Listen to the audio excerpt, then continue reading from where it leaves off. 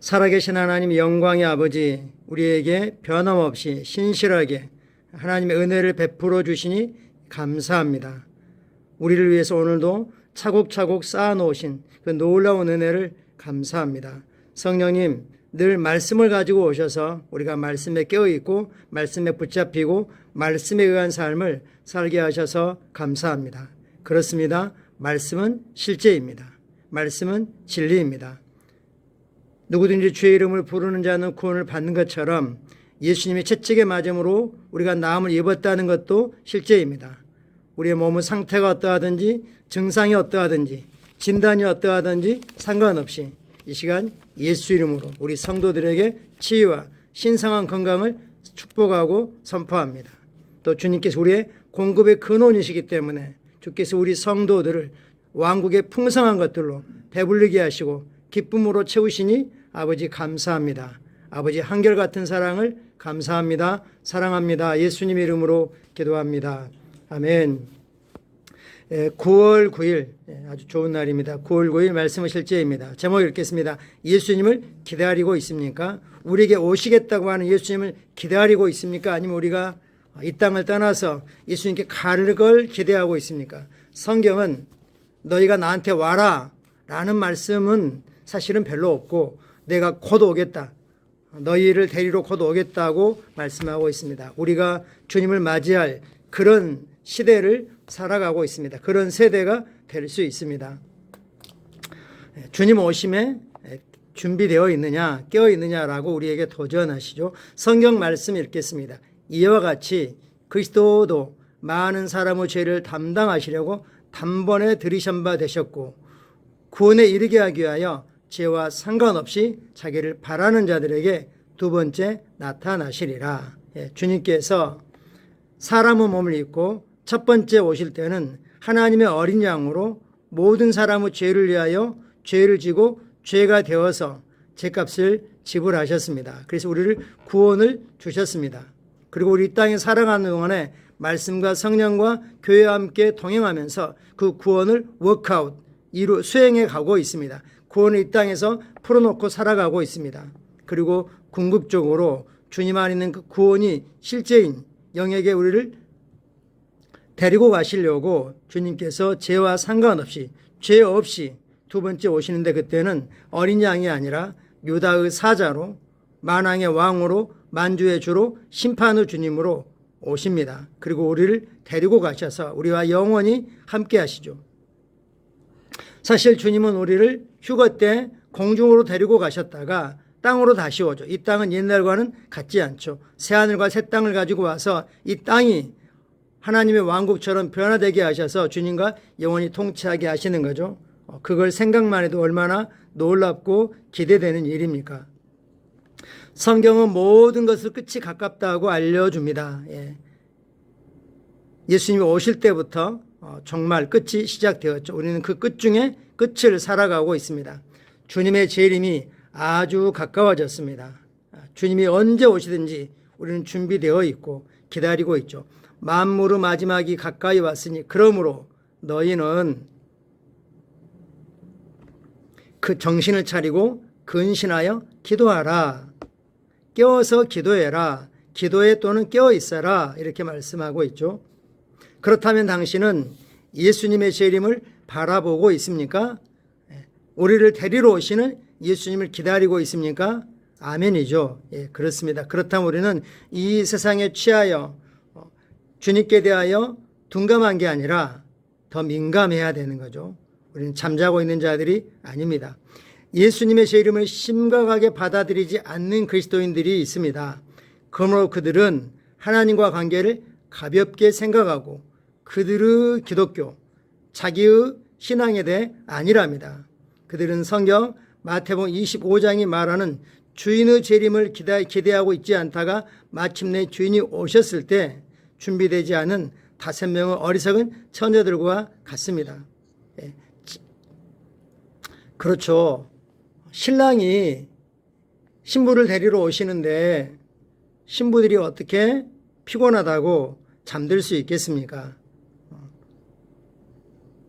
이렇게 말하는 사람들과 함께 있지 마십시오. 예수님께서 속히 오실 것이라는 이 말씀은 너무 오래되어서 도대체 그 일은 언제쯤 일어날까?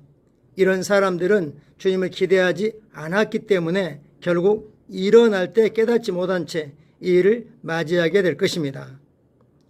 그런 사람들을 left behind, 버려진 사람들, 남겨진 사람들이라고 말하게 되는 거죠.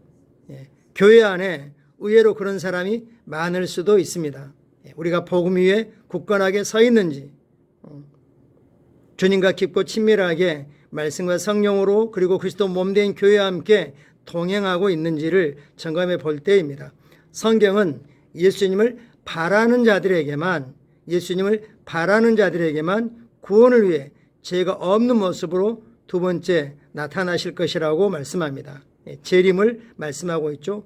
오늘날 세계 곳곳에서 일어난 일들과 사건들과 자연재해들과 전쟁과 이런 것들은 주님의 나타나심이, 주님의 재림이 임박했다는 분명한 징표입니다. 주님의 재림은 공중에 오시는 것과 다시 이 땅으로 두 가지로 구성되어 있죠. 자고 있다가 주님을 맞이하지 마십시오. 사도 바울이 데살로니가전서 5장에서 자지 말라라고 경고할 때 그는 우리의 육신적인 수면, 몸이 밤에 잠드는 것을 말한 게 아닙니다. 그는 영적인 수면 상태, 곧 당신이 이 세상의 것들에 깊이 빠져서 당신 주변에 있는 영적인 실제들을 깨닫지 못하는 망각의 상태에 대해 말했습니다. 우리 삶은 영적인 것입니다. 모든 것들은 우리는 영적인 영역에서 보고, 대하고, 다루고, 변화시키고, 복종시킵니다.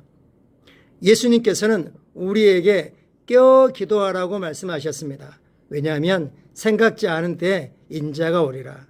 우리는 잠자는 동안에도 진짜 우리인 영은 자지 않습니다. 우리는 그걸 인식합니다. 하나님은 영이시고 영이신 하나님은 주무시지도 조시지도 않습니다.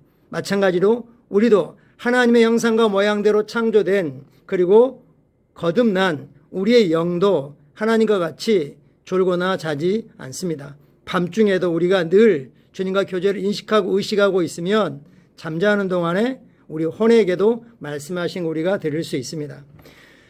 결론이 그래서 마지막 단락이죠. 우리는 적어도 70억 명의 사람들에게, 전 세계 모든 사람들에게 복음을 전하고 그들이 휴거에 준비되도록 돕는 임무를 가지고 있습니다.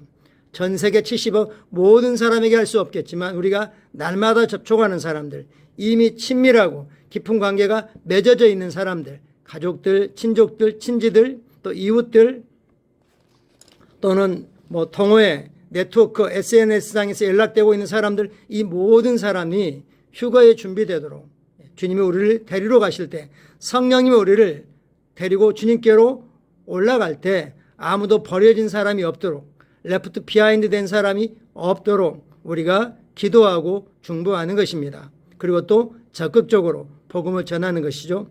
이 여정에 참여하십시오. 우리는 우리 휴거가 일어날 때 우리의 동네, 마을, 도시 및 세계의 모든 국가를 깨끗하게 비우기를 원합니다. 정말 도전적인 목표를 가지고 도전적으로 하고 있는 걸 볼 수 있죠.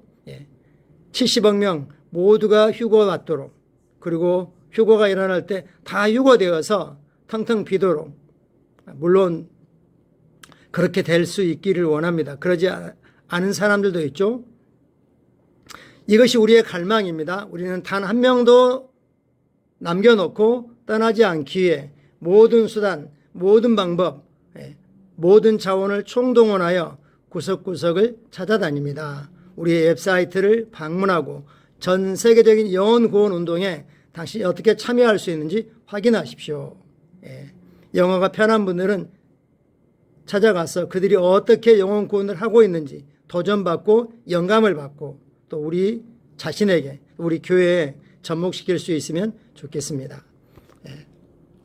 주님은 분명히 말씀했습니다. 이 복음이 땅끝까지 전파되면 그때 끝이 오는 거다라고 말씀하고 있죠. 마태복음 24장 14절 참고 성경 구절입니다. 이 천국 복음이 왕국 복음이라 그랬죠. 이 왕국 복음이 모든 민족에 증언되기 위하여 온 세상에 전파되리니 그제야 끝이 오리라. 이제는 거의 여러 가지 다양한 매체들을 통해서 전 세계 곳곳에 각 사람들, 각 나라의 언어들로 복음이 전파되고 있습니다. 머지않아 곧 주님이 오실 겁니다. 로마 13장 11절부터 14절까지입니다. 또한 너희가 이 시기를 알거니와 자다가 깰 때가 벌써 되었으니 이는 이제 우리의 구원이 처음 믿을 때보다 가까웠습니다. 방임이 깊고 낮이 가까웠으니 그러면 우리가 어둠의 일을 벗고 빛의 갑옷을 입자. 낮에와 같이 단정행하고 방탕하거나 술 취하지 말며 음란하거나 호색하지 말며 다투거나 시기하지 말고 오직 주 예수 그리스도로 옷 입고 정욕을 위하여 육신의 일을 도모하지 말라. 예. 처음 믿을 때보다 가까웠다. 주님 우리를 데려올 일이 그 날이 가까웠다. 그러니까 자다가도 깨어있어라 라고 도전하십니다. 마가복음 13장 말씀입니다. 그러나 그날과 그때는 아무도 모르나니 하늘에 있는 천사들도 아들도 모르고 아버지만 아시느니라. 주의하라 깨어있으라. 그때가 언제인지 알지 못함이라. 그 날 그리고 그 시간 그 날짜 시간은 아무도 모른다라고 말했습니다. 그러나 밤에 도적처럼 뚫지 못한다고 말씀했죠.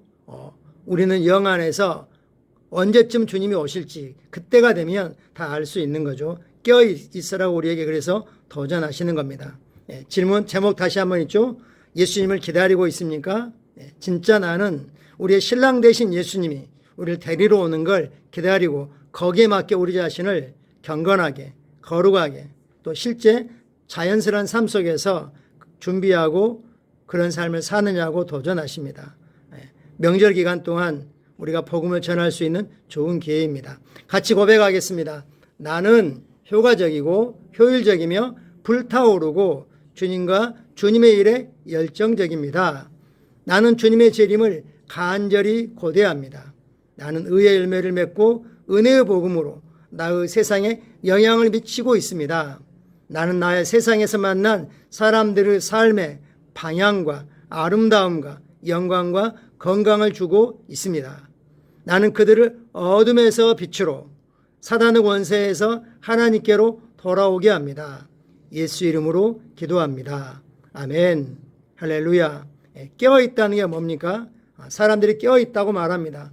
주님과 동행하고 복음과 일치하는 말씀과 일치하는 삶을 살아가는 것이죠.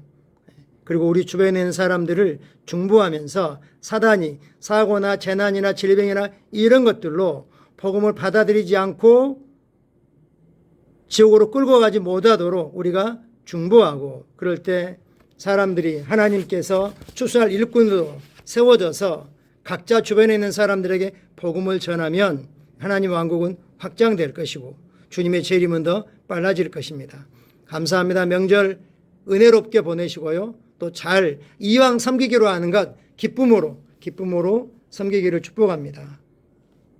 오늘 금요 예배는 각 가정별 예배로 이렇게 대체하겠습니다. 감사합니다.